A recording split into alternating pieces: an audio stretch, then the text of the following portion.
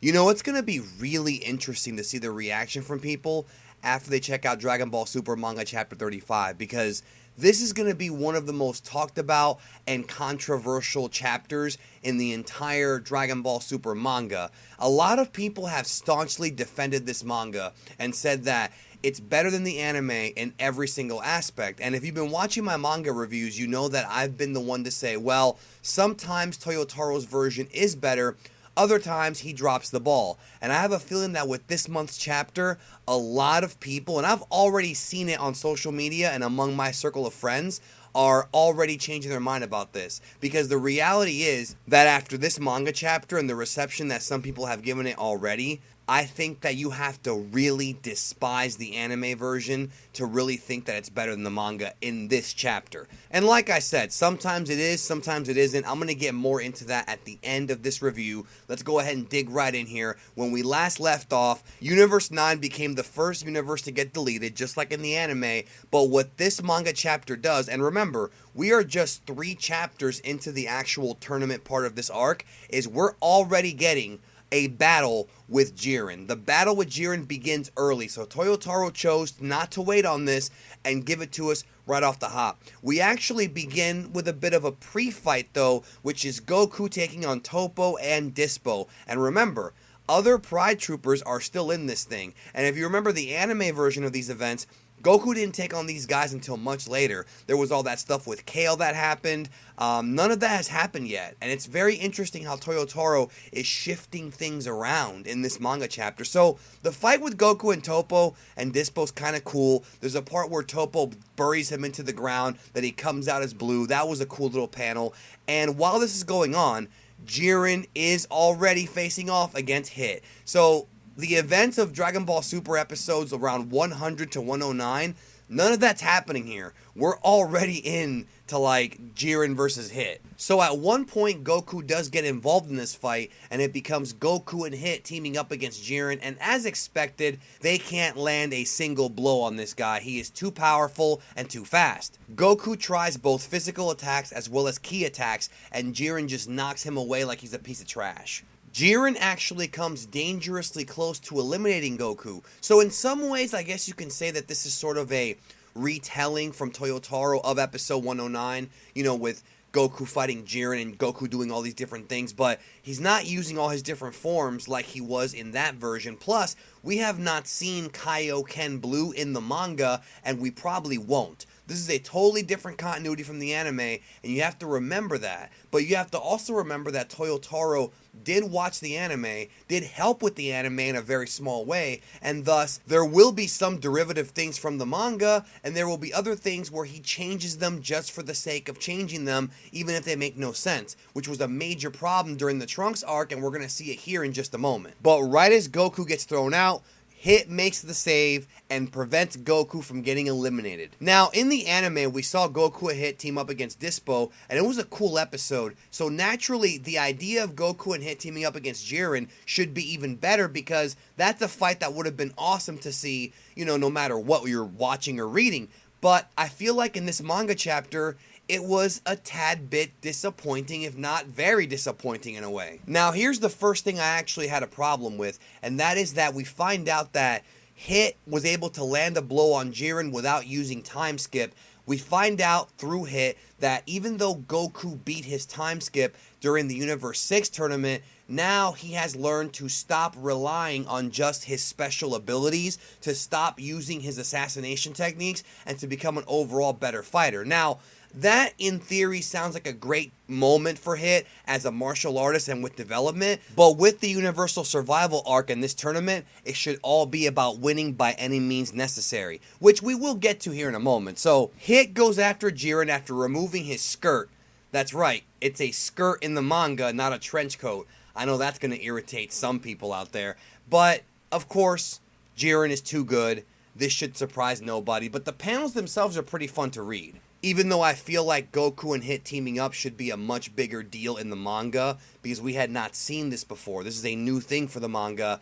I thought that was a bit of a letdown. It was still fun reading that panel. Now, there's a very interesting moment here where Goku stops fighting and powers down. And he tells Hit that he realizes that there's another wall he has to overcome, which is, of course, a hint about a transformation that Goku can achieve beyond Blue. So this is really the first teaser that we're getting in this manga of Goku using Ultra Instinct or Ultra Instinct Omen, but it's going to be interesting going forward because what happened in the anime is not happening here. Goku is not using the Genki Dama. Goku has not tapped into the Omen version of Ultra Instinct yet. Will he do it in the manga? Maybe in a couple chapters in the future, but he did not do it here during his first fight against Jiren. So things are definitely being written differently, and that does not bother me. I'm okay with this, and it's going to be interesting, really, to see how Toyotaro can draw Ultra Instinct Omen if we even see it in the manga. And keep in mind, we may not see it at all because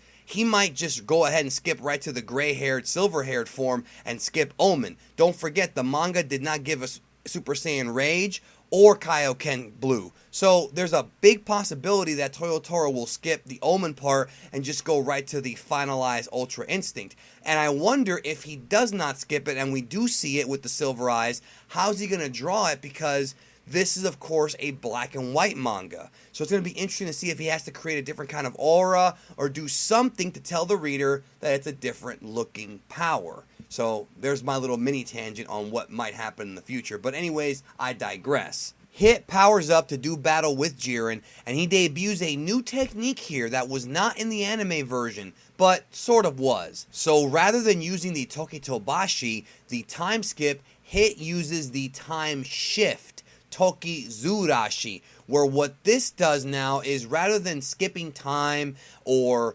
moving between dimensions like he did in the anime version, what he's doing now is he's actually, in a very simplistic way, slowing down time around Jiren. He's sort of slowing Jiren down. And as a result, his blows do not connect with Hit. Now, this is sort of like Toyotaro's version or his take on what was the time cage in Dragon Ball Super Episode 111, where Jiren was able to be trapped by Hit in this big cage of time, and then Jiren, of course, busted out because, like Vado said, he has surpassed the limitations of time. In the manga version, this has been totally changed to where Jiren and Hit both seem to be, in a way, kind of nerfed. I feel like Toyotaro is purposely powering them down. Now, while I do understand that from a narrative perspective, it makes sense not to have these guys be too powerful to where they can surpass principalities, but I can understand why Dragon Ball fans would be irritated at this, especially when it comes to the power scaling community and the Dragon Ball fans who want their characters to be super strong.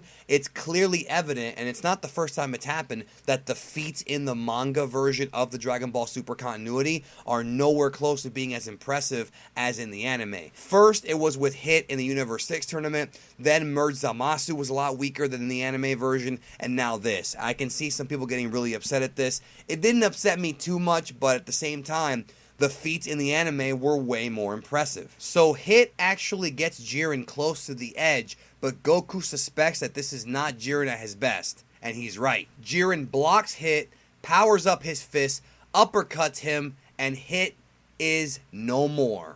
He's out.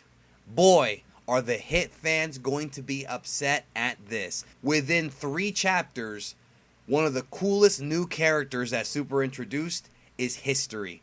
Damn, dude. Now listen, I get it. Having the new threat eliminate the previous threat is logical storytelling. It shows that Goku has his work cut out for him now, and that even though Hit was tough to beat before, Jiren will be much, much tougher to beat this time. However, I feel like the execution of this was really poor. It made Hit look worse than he did in the anime and Jiren, and I feel like it was just a waste of a character. And I feel like Toyotaro did this just for purely for shock value. And I feel like the anime version in this instance with Ultra Instinct, Omen, Goku, and Jiren and that whole thing in episode 109 and 110, I think did a much better job of showing how strong Jiren is than having Jiren just beat Hit like this in a somewhat, well, I would say rather unimpressive way. If you disagree with me, that's cool.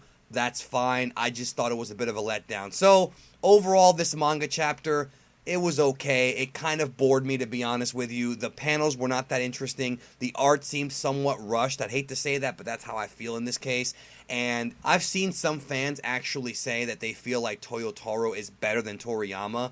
The idea that he is better than Akira Toriyama in his prime is complete and utter nonsense, especially with the fact that Toriyama had to write a manga chapter every week, not every month. And the dude was an animal in the 90s, and he had tons of video games to work on while he was producing Dragon Ball and other manga too. But we'll talk about that in a separate video. Anyways, let down this month. Hopefully it'll get better next month. We'll see what kind of other changes Toyotaro makes, but I feel like the changes he does make are either ineffective or they are just there just for the sake of them being changes, which I complained about a lot in the past, and it's still the case now. Some of them are cool. It just depends on what your opinion is. Let me know what your opinion is down below. Thanks for watching my Dragon Ball Super manga chapter review, and we'll have a lot more to talk about very soon about all this in the future. I'll talk to you soon.